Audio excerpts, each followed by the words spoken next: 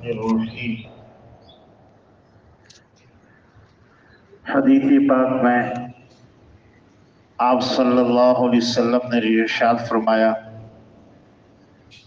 مومن وہ ہے جسے میری ذات سے سب سے زیادہ محبت ہو، حتیٰ کہ اپنی جان سے بھی زیادہ محبت اللہ کے نبی فرما رہے بندے کو مجھ سے ہونی چاہیے، اپنے اولاد سے زیادہ محبت مجھ سے ہونی چاہیے، اپنے ماں باپ سے زیادہ محبت اللہ کے نبی فرما رہے مجھ سے ہونی چاہیے۔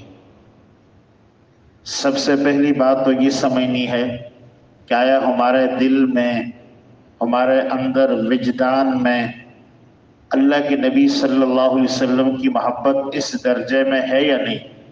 یقیناً ہر مسلمان اللہ کے نبی کے ساتھ ٹوٹ کر محبت کرتا ہے، اپنی جان سے بھی زیادہ کرتا ہے، اور اس کی بیسوں مثالیں ہمیں دنیا کے اندر ملتی ہیں۔ یہ کام الحمدللہ اور یہ ایمان سبھی مسلمانوں کے ہے۔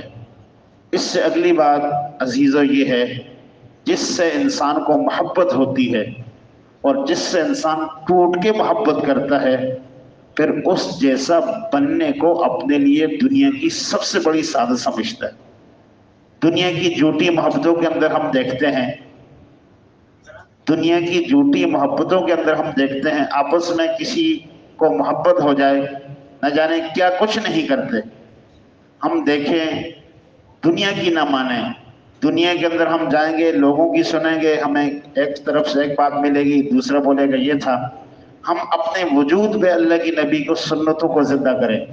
آپ کے سر کے بال کیسے تھے، آپ کی داڑھی مبارک کیسی تھی، آپ کا لباس کیسا تھا، آپ چلتے کیسے تھے، آپ بیٹھتے کیسے تھے، آپ کا ایک ایک انداز اور آپ کی ایک ایک سنت کم از کم ہم پورے ملک کے اندر، پوری دنیا کے اندر، پورے معاشرے کے اندر شریعت نافذ نہیں کر سکتے، تو یہ تو ہمارا فرض ہے کہ اپنے وجود پر آپ صلی اللہ علیہ وسلم کی سنتوں کو لاگو کریں۔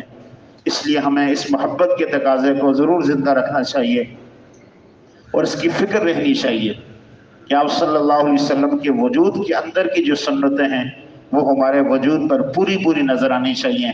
یہی سچی محبت ہے اور اسی پر نجات ہے۔ اگر ویسے ہم محبت کا دعویٰ کریں اور اس پر پورے نہ اتریں تو آخرت میں اس پہ نجات نہیں مل سکتی۔ نجات کا دار و مدار سچی محبت کے ساتھ سچی اتباع ہے۔ اللہ جل جلالہ ہم سب کو عمل کی توفیق نصیب فرمائے۔ اللہم السلام علیکم۔